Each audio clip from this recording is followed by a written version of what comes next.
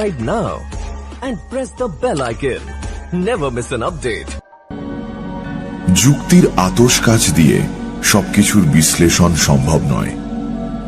ইন্দ্রিয় গ্রাহ্য জগৎ যেমন আছে তেমনি আছে অতীন্দ্রিয় জগৎ। সে জগতে সবকিছু বিচিত্র, সবকিছু যুক্তির মাধ্যমে যাচাই করা চলে না। এই অতি প্রাকৃত জগৎকে গায়ের জোরে অস্বীকার যারা করে তারা পৃথিবীর 12 আনা রহস্যের খোঁজ পায় না। অনেক সময় আমরা মনকে বোঝাই এসব চোখের ভুল, মনের ভুল, যা ঘটেছে নিছক কল্পনা অথবা মনের তৈরি মায়া।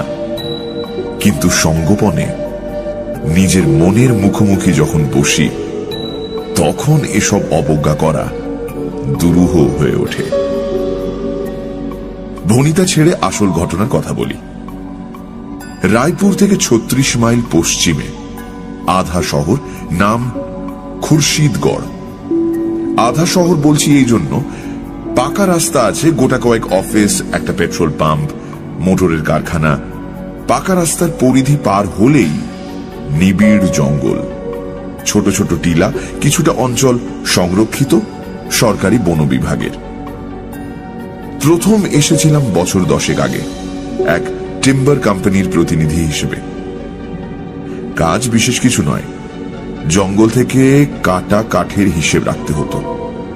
2 জন কর্মচারী, মাসান্তে তাদের মাইনে দেওয়া। অবসর সময় শিকার। শিকারের হাতে খড়ি হয়েছিল উড়িষ্যার জঙ্গলে। বাবা সেখানে বন বিভাগে ছিলেন, জরিপের কাজে। তিনি হাতে করে শিকার শিখিয়েছিলেন। প্রথমে সাম্বার, অ্যান্টিলোপ, তারপর বন্য বরাহ, শেষকালে লেপার্ড। নিজের দক্ষতার ওপর বেশ আস্থা হয়েছিল। এদিক ওদিক থেকে শিকারের জন্য ডাকও আসত। তারপর খুরশিদগড়ে আবার যখন এলাম তখন আমার পদোন্নতি হয়েছে। এক বিশ্বজোড়া পেট্রোল কোম্পানির আমি ভ্রাম্যমান পরিদর্শক। বড় শহর বদলায়, তার রাস্তাঘাট, বাড়ি বাগান কয়েক বছর অন্তর নতুন রূপ পাল্টায়। কিন্তু খুরশিদগড়ের মতন আধা শহর শতাব্দীর পর শতাব্দী একরকম থাকে।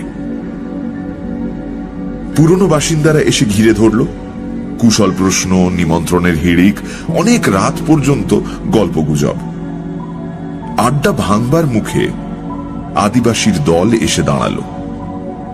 খালি গা, পরনে নেংটি, চুলে পালক গোঁজা, কারো কারো হাতে টাঙ্গি আর বর্ষা। এদের বাস জঙ্গলের মধ্যে ঝর্ণার ধারে। রাস্তা তৈরির কাজ করে, মেয়ে পুরুষ দুজনেই। সারা বছর এই কাজ থাকে না, বিশেষ করে বর্ষাকালে। তখন এরা জঙ্গল সাফ করে, চাষবাস করে, হরিণ কিংবা পাখি শিকার করে আগুনে ঝলসে খায়। বাবু, তুই এসেছিস, এবার বাঁচা। মনে হলো চেনা লোক। 10 বছর আগে আমাকে দেখেছে। মুখ তুলে দেখলাম, ঠিক তাই, মোড়ল কথা বলছে। চুলে পাক ধরেছে, কিন্তু পেশি এখনো সতেজ, টান টান চেহারা। আগের বার বাঁচিয়েছিলি। এর আগে একবার চিতার উপদ্রব হয়েছিল। এদের ছাগল মুরগি তুলে নিয়ে যেত। একবার উঠোনে তেল মাখিয়ে একটা বাচ্চাকে রোদে শুইয়ে রেখেছিল। দিন দুপুরে চিতা ঝাঁপিয়ে পড়ে তাকে নিয়ে উধাও। এক বুড়ো কাছে বসে পাহারা দিচ্ছিল।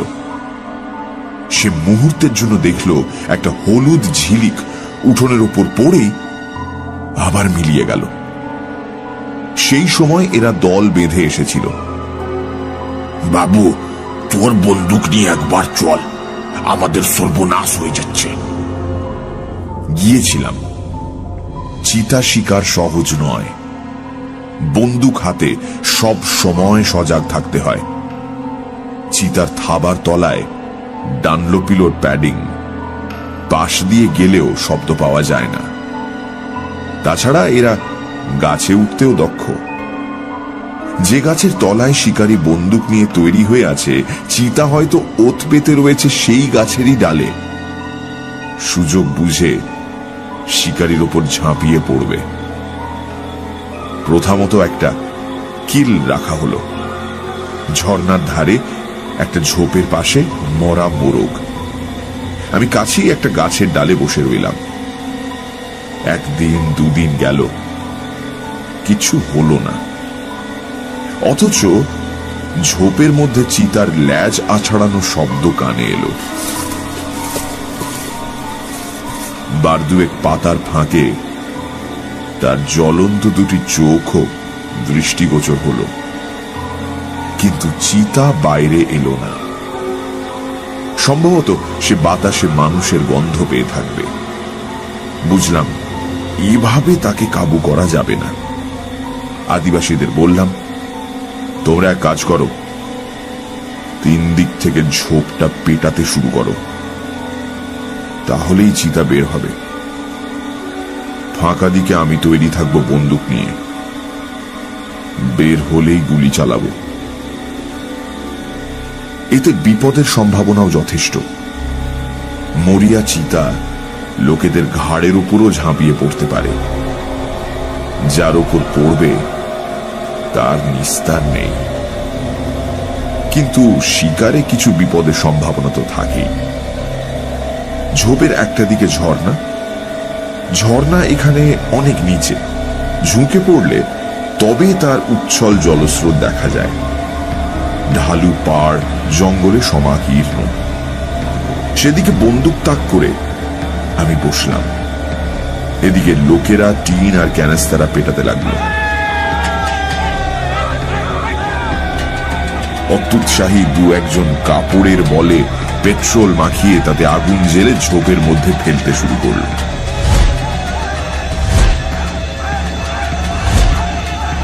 কাজ হলো। ঝোপের আড়াল থেকে চিতার ক্রুদ্ধ গর্জন শোনা গেল। প্রায় ঘন্টা কয়েক পর ঝোপের মধ্যে একটা তীব্র আলোড়ন। চিতাটা লাফিয়ে শূন্যে উঠল। পরিষ্কার দিনের আলো, আকাশে ছিটে ফোটাও মেঘ নেই। হলুদ রঙের একটা বলের আকার। চিতা নিজের শরীরটা গুটিয়ে নিয়েছে। কাছের মার্বেলের মতো জ্বলছে দুটো চোখ। বড় বড় দাঁতের ফাঁক দিয়ে লাল টকটকে জিভটা বেরিয়ে পড়ছে। প্রায় সঙ্গে সঙ্গে গুলি করলাম, পরপর দুটো। প্রথমটা পেছনের পায়ের উপর লাগলো, আর দ্বিতীয়টা চোয়ালে। চোয়াল ভেঙে যাওয়ার শব্দ হলো। শূন্যেই ডিগবাজি দিয়ে চিতাটা নিচের ঘন জঙ্গলের মধ্যে ঢুকে গেল। তার প্রাণে বেঁচে থাকার প্রশ্নই ওঠে না।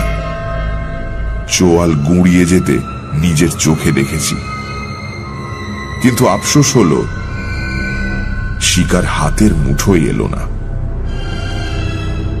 খুব অল্প সময়, তবু তার মধ্যে নজর এড়ায়নি। চিতার একটা কান নেই। সম্ভবত বনে বাদারে ঘোরার সময় কাঁটা গাছে লেগে কানটা কেটে গেছে।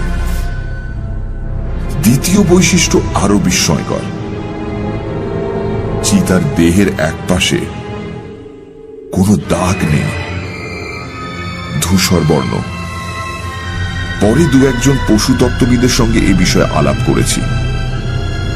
তারা অবশ্যই কোনো সন্তোষজনক উত্তর দিতে পারেনি।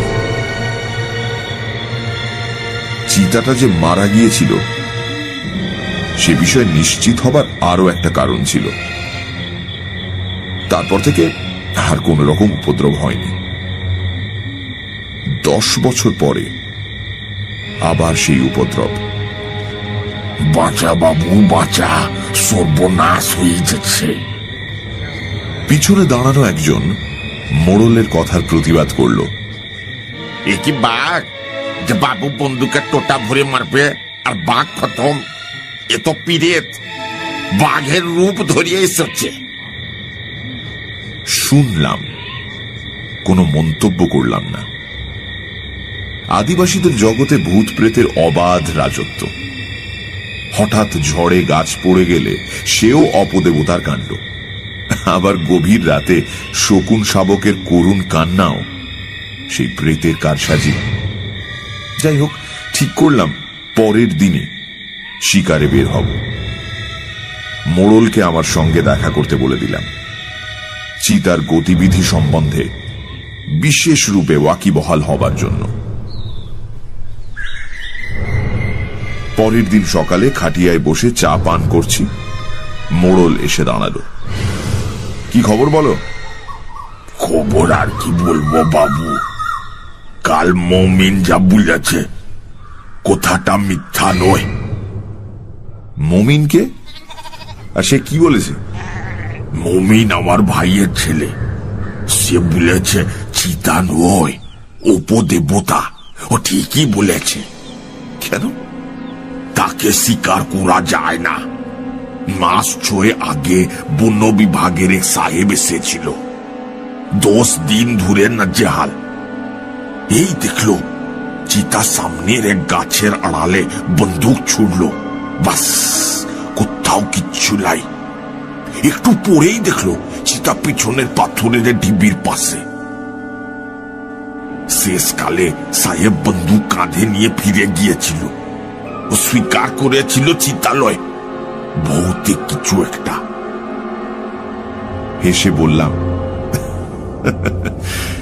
সাহেব শিকারে যাওয়ার আগে ক গ্লাস শরাব টেনে নিতেন সে হিসেব রাখো মোড়ল।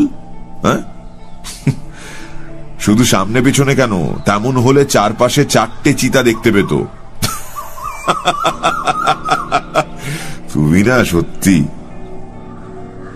আমার রসিকতায় মোড়ল কিন্তু হাসল না। মোড়লের কাছে শুনলাম নদীর ওপারে বনের মধ্যে চিতার আস্তানা। সময় সুযোগ বুঝে সে নদী সাঁতরে এপারে চলে আসে। দুপুরে যখন এপারের মাঠে আদিবাসী ছেলেরা গরু ছাগল চড়াতে আসে, তখন তাদের অন্যমনস্কতার সুযোগ নিয়ে চিতা ছোট সাইজের গরু কিংবা ছাগলের ওপর লাফিয়ে পড়ে। তারপর আধমরা শিকার পিঠে নিয়ে অক্লেশে নদী পার হয়ে নিজের আস্তানায় ফিরে যায়। কোনো কোনো দিন এপারের জঙ্গলের মধ্যে বসেও আহার শেষ করে। একটা বেপরোয়া ভাব, অকুত ভয়, অসম সাহসিক। হলুদ বর্ণের এই অগ্নিশিখা আশপাশের সকলের আতঙ্ক। আমি বললাম, ঠিক আছে, আজ দুপুরবেলা গাছের ডালে বন্দুক নিয়ে অপেক্ষা করব, ঠিক গোচারণ ভূমির পাশে। হয়তো কয়েকদিন অপেক্ষা করতে হবে, কিন্তু এই ছাড়া তো আর পথ দেখছি না। খাওয়া দাওয়ার পর খাকি শার্ট আর হাফ প্যান্ট পরে তৈরি হচ্ছি, এলো গোকুল প্রসাদ। আমি যে পেট্রোল কোম্পানির প্রতিনিধি, গোকুল প্রসাদ সেই কোম্পানির এখানকার ডিস্ট্রিবিউটর। আমাকে দেখে বলল, একে রণসাজে কোথায়? অবশ্য কিপাং নদীর ধারে হরিয়াল আর তিতিরের ঝাঁক নামে এই সময়। পাখি নয় গোকুল, চিতা শিকারে। দৃশ্যত গোকুল প্রসাদের মুখের রং বদলালো। সে গলার স্বর খানিক নামিয়ে নিয়ে বলল, জঙ্গলে যে চিতা অত্যাচার করছে সেটা নাকি?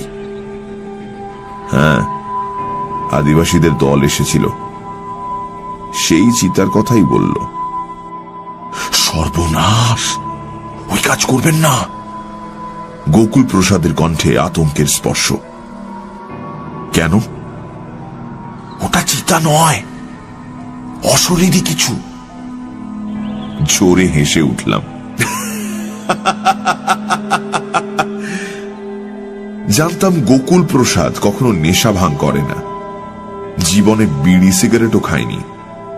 কাজেই নেশার ঘোরে কিছু দেখবে এমন সম্ভাবনা কম। তবে গোকুল প্রসাদের সঙ্গে দেখা হয়েছিল বছরখানেক আগে। তখনও পর্যন্ত সে অকলঙ্ক চরিত্র ছিল। বছরখানেকের মধ্যে যদি নেশার দাস হয়ে থাকে তো বলতে পারবো না। তাই প্রশ্ন করলাম, কি ব্যাপার বলো তো? গোকুল প্রসাদ খাটিয়ার ওপর চেপে বসল। দিন 15 আগে আমি রায়পুর থেকে ফিরছিলাম, চাচার বাড়ি থেকে। বের হতে দেরি হয়ে গেল, মাঝপথে সন্ধ্যা নামলো। আমি গাড়ি চালিয়ে আসছিলাম, জঙ্গলের পাশের রাস্তায় এসেছি। দেখি ঝোপের ধারে একটা চিতা বসে বসে নিজের পায়ের থাবা চাটছে। মোটরের হেডলাইটে তার দুটো চোখ সবুজ মার্বেলের মতন জ্বলে উঠল। আমি একটু ভয়ই পেয়েছিলাম, সঙ্গে কোনো হাতিয়ার নেই। চিতা যদি মোটরের উপর ঝাঁপিয়ে পড়ে তাহলে তো বিপদ। মরিয়া হয়ে অ্যাক্সিলারেটরে চাপ দিলাম। স্পিডোমিটারের কাঁটা থরথর করে কাঁপতে লাগলো। মোটর বাতাসের বেগে উড়ে চলে গেল। মাইল 2 গিয়ে মোটরের গতি কমালাম। বাঁক ঘুরতে এক দৃশ্য, ঝোপের কাছে বসে চিতাটা থাবার চাটছে। আমি হেসে অভয় দিলাম। তোমার কি ধারণা, এত বড় জঙ্গলে চিতা মাত্র একটি, আর নেই? গোকুল প্রসাদ মানতে চাইল না। কিন্তু এটা এক চিতা, সে বিষয়ে আমার কোনো সন্দেহ নেই। এক সাইজ, এক বসার ভঙ্গি, পরপর 4 বার এক দৃশ্য দেখলাম। আমি আর কিছু বললাম না। এদেশে সিদ্ধি পান নেশার মধ্যে পরিগণিত হয় না। খুব সম্ভব চাচার বাড়িতে গোকুল প্রসাদ সিদ্ধির শরবত পান করে থাকবে। তারই কল্যাণে রাস্তার দুপাশে কেবল চিতাই দেখেছে।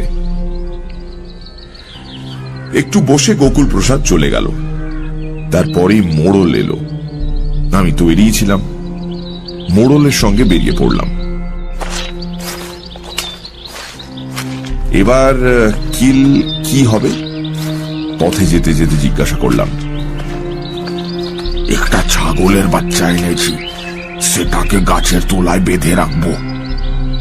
তুই মাচা বেঁধে গাছের ডালে বসবি। এমন অবস্থায় সন্দেহ প্রকাশ করলাম, কিন্তু চিতার পক্ষে গাছে ওঠা মোটেই অসুবিধাজনক নয়। মোড়ল বলল, সে ব্যবস্থাও করা হয়েছে। তুই গাছে উঠে গেলে ওর তলায় জঙ্গল থেকে কাঁটা গাছ এনে রেখে দিব। কাঁটা গাছ দেখলে বাঘ সেদিকে ঘেঁষে না। আয়োজন অবশ্য ভালোই, কিন্তু কোনো কারণে বিপদের সম্মুখীন হলে দ্রুত গাছ থেকে অবতরণ করার পথ বন্ধ। আমি শুধু মোড়লকে জিজ্ঞাসা করলাম, যে গাছে মাচা বাঁধা হবে তার আশপাশে অন্য গাছ আছে? মোড়ল মাথা নাড়ল, না। আমার এই প্রশ্ন করার উদ্দেশ্য, চিতাটা পাশের কোনো গাছে উঠে আমার উপর ঝাঁপিয়ে পড়তে পারে কিনা। যখন মাচার কাছে গিয়ে পৌঁছলাম তখন দুপুরের রোদ স্তিমিত। এমনিতেই ঘন অরণ্যের মধ্যে সূর্যালোকের প্রবেশ নিষেধ। জনাচারেক লোক অপেক্ষা করছিল। একজনের হাতে দড়িতে বাঁধা ছাগল ছানা, সেটার পরিত্রাহী চিৎকারে অরণ্য মুখরিত। আমি ভেবেছিলাম আমার সঙ্গে কেউ একজন মাচায় থাকবে, কিন্তু কার্যকালে দেখা গেল কেউই থাকতে রাজি নয়। এমনকি মোড়লেরও বাড়িতে মেয়ের অসুখ। তবে যাবার সময় মোড়ল আশ্বাস দিয়ে গেল, আমাকে বেশিক্ষণ অপেক্ষা করতে হবে না। ছাগলছানা চিৎকারে আকৃষ্ট হয়ে চিতাটা শীঘ্রই দেখা যাবে। তাছাড়া এই সময় বনের জন্তুরা অনেকেই নদীতে জলপান করতে আসে। অতএব গাছে হেলান দিয়ে বন্দুক কোলে নিয়ে চুপচাপ অপেক্ষা করতে লাগলাম। রোদের তেজ ম্লান হয়ে গেল, গাছের ছায়া দীর্ঘতর। দু একটা মেটে রঙের খরগোশ ইতস্তত দৌড়াদৌড়ি শুরু করলো। পাখিরা ঘরে ফিরল। তাদের অপূর্ব কাকলিতে অরণ্যের নীরবতা খান খান হয়ে গেল। সন্ধে নামল।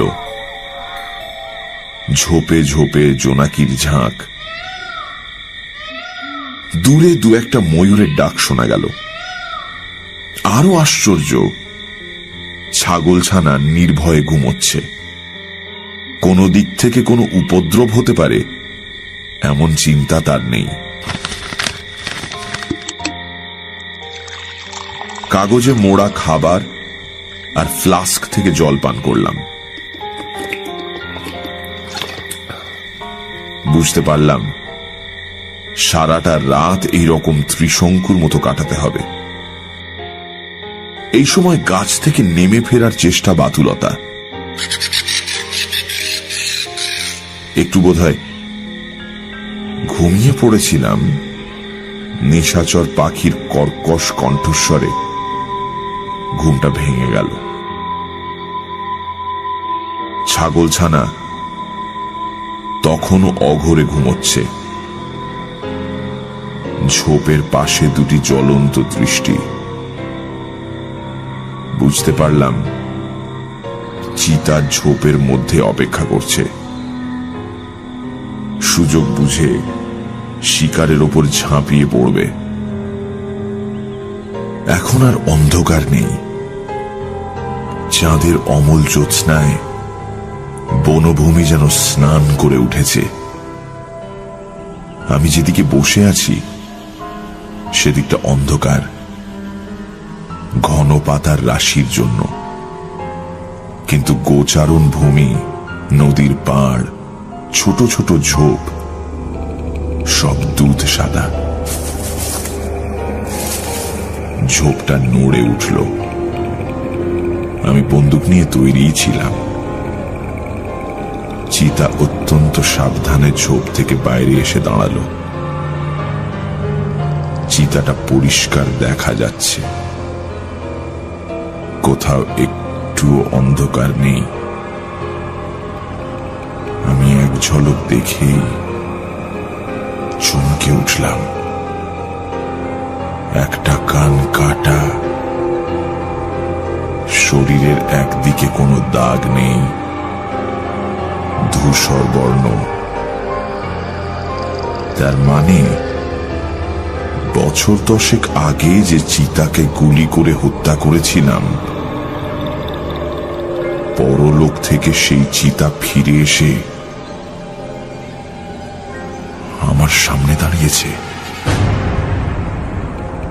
অবশ্য মুহূর্তের জন্য এমন একটা চিন্তা আমার মনকে আচ্ছন্ন করেছিল। তারপরই মনকে বোঝাতে শুরু করলাম, যুক্তি দিয়ে, বুদ্ধি দিয়ে। কাঁটা ঝোপের আঘাতে যে কোনো জন্তুরই কান কাটা যেতে পারে, এর মধ্যে আশ্চর্যজনক কিচ্ছু নেই। বিশেষ করে সিংহ, বাঘ, চিতা যারা শিকার ধরবার আগে গুঁড়ি মেরে চলে। আর দেহের কিছুটা ধূসর হওয়াটাও বিচিত্র নয়। কে জানে সামনে দাঁড়ানো চিতাটা 10 বছর আগে নিহত চিতার বংশোদ্ভূত কিনা। চিতার গন্ধে ছাগলছানা জেগে উঠেছে। শুধু জেগে ওঠা নয়, বিপদের গুরুত্ব বুঝতে পেরেছে।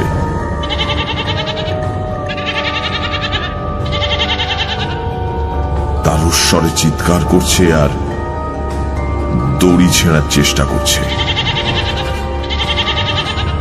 আশ্চর্য, চিতার লক্ষ্য কিন্তু ছাগলছানা নয়। সে এক দৃষ্টে আমার দিকে দেখছে। দুটি চোখে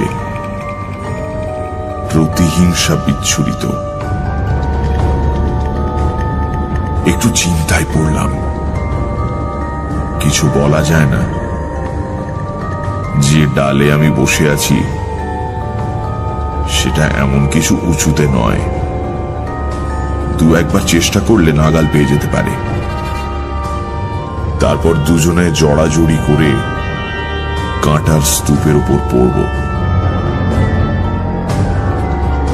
বন্দুক ঠিক করে বসে রইলাম। চিতা শূন্যে লাফ দিলেই ট্রিগার টিপব। দোনলা বন্দুক, প্রয়োজন হলে দ্বিতীয় গুলিও ছুঁড়তে হবে। ঠিক তাই, চিতাটা নিচু হয়ে মাটির সঙ্গে নিজেকে প্রায় মিশিয়ে নিল। প্রবল বেগে ল্যাজটা আছড়াচ্ছে। ল্যাজের ঝাপটায় শুকনো পাতার স্তূপ ইতস্তত উঠতে লাগলো, দৃষ্টি কিন্তু এখন আমার দিকে। কয়েক মুহূর্ত, তারপরই চিতা লাফ দিল, আর সঙ্গে সঙ্গে গুলি ছুঁড়লাম, ঠিক পাঁজরে গিয়ে লাগলো। শূন্যে মুখ বিকৃত করে চিতাটা পাক দিয়ে সশব্দে মাটির উপর পড়ল। চার পা প্রসারিত করে মরণ যন্ত্রণায় সমস্ত শরীরটা বার কয়েক কুঞ্চিত করল।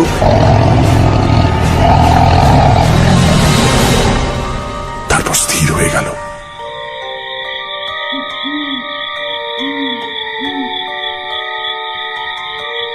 এখন গাছ থেকে নামাটা বিপজ্জনক। তাছাড়া আমার নামার উপায়ও ছিল না। গাছের তলায় কাঁটার স্তূপ। অনেক শিকার কাহিনীতে পড়েছি, বাঘ নিজে নিস্তেজ হয়ে পড়ে থাকে, মৃতের ভান করে। উৎফুল্ল শিকারী কাছে গেলে তার প্রচন্ড থাবার আঘাতে কিংবা দংশনে প্রাণ হারায়। ঠিক করলাম সারাটা রাত গাছের ওপরই থাকব। যা কিছু করার ভোরের আলো ফোটার পরই করা উচিত। কোমরের বেল্ট খুলে নিজেকে গাছের ডালের সঙ্গে শক্ত করে বাঁধলাম। ঘুমের ঘোরে ছিটকে নিচে পড়ে যাওয়া বিচিত্র নয়। নির্মেঘ আকাশ, সবকিছু দিনের মতো পরিষ্কার। চিতার দিকে দেখতে দেখতে চমকে উঠলাম। স্পষ্ট দেখেছিলাম আমার গুলি তার পাঁজর বিদ্ধ করেছিল, কিন্তু চোয়াল বেয়ে টাটকা রক্তের স্রোত গড়িয়ে পড়ছে। 10 বছর আগে ঠিক যেখানে গুলি লেগেছিল। পাঁজর আর চোয়ালের দূরত্ব অনেকটা। গুলি পিছলে চোয়ালে লাগবে তা সম্ভব নয়। আশ্চর্য কাণ্ড। এই প্রথম শরীরে একটা শিহরণ অনুভব করলাম। অরণ্যে অন্য সব শব্দ জাদু মন্ত্রে যেন থেমে গেল, এমনকি ঝিঁঝির ডাকও। একসময় ঘুমিয়ে পড়েছিলাম। যখন ঘুম ভাঙল তখন ভোর হয়ে গেছে।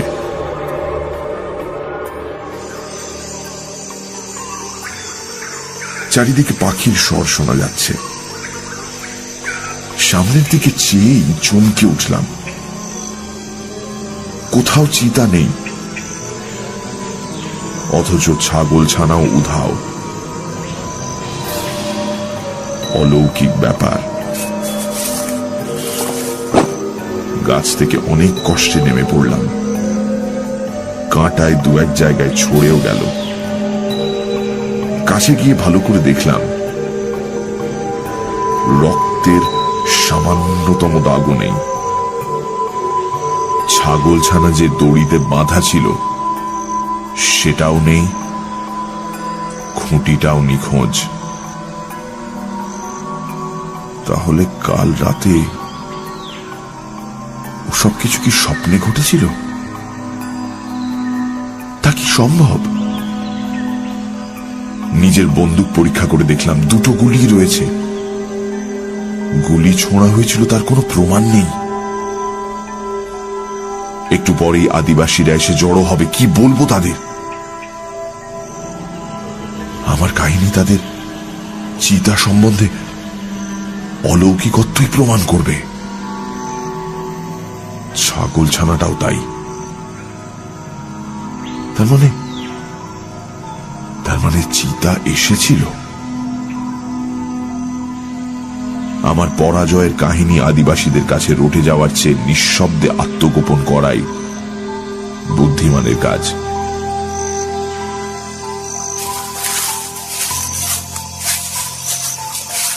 চলতে শুরু করলাম।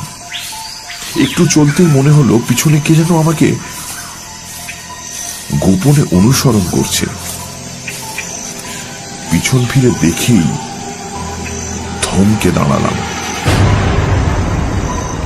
চলার শক্তিও কে যেন চুরি করে নিল। গাছের আড়ালে সেই চিতা, দুটি চোখে আগুনের ঝলক, চোয়াল আর পাঁজর দিয়ে রক্ত ঝরছে। আহত চিতা কি আমাকে অনুসরণ করছে? কিন্তু বন্দুকে দুটো গুলি যখন অটুট, তখন চিতা আহত হলো কি করে?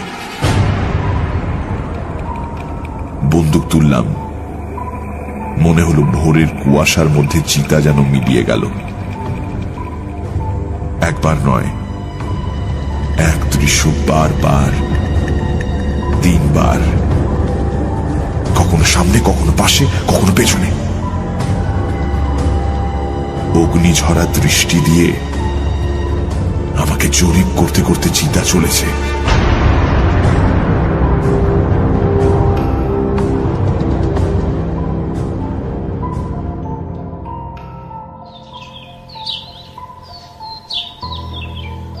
তারপর অনেক দিন কেটে গেছে, বয়স হয়েছে, শিকার করার শক্তি আর নেশা কোনোটাই নেই। প্রায় অবসর জীবন যাপন করছি। মাঝে মাঝে রায়পুর অঞ্চলের বন বিভাগের কয়েকজন দেখা করতে আসে। সকলের মুখেই এক কাহিনী শুনি। কাটা কান আর রক্তাক্ত দেহ নিয়ে যে চিতাকে প্রায়ই রাতের অন্ধকারে দেখা যায়, তাকে বধ করা কোনো শিকারীর পক্ষেই সম্ভব হয়নি। সকলেই বাধ্য হয়ে স্বীকার করেছে ওটা সাধারণ চিতা নয়, হয়তো চিতাই নয়, চিতার প্রেতাত্মা। আমারও তাই মত। কিন্তু আমার যুক্তিবাদী বন্ধুরা, যারা সবকিছু বিজ্ঞানের কোষ্টি পাথরে যাচাই করে নিতে চান, তাদের আমি কি করে বোঝাবো? অতীন্দ্রিয় জগতের রহস্য যুক্তি নির্ভর নয়, বিশ্বাস নির্ভর।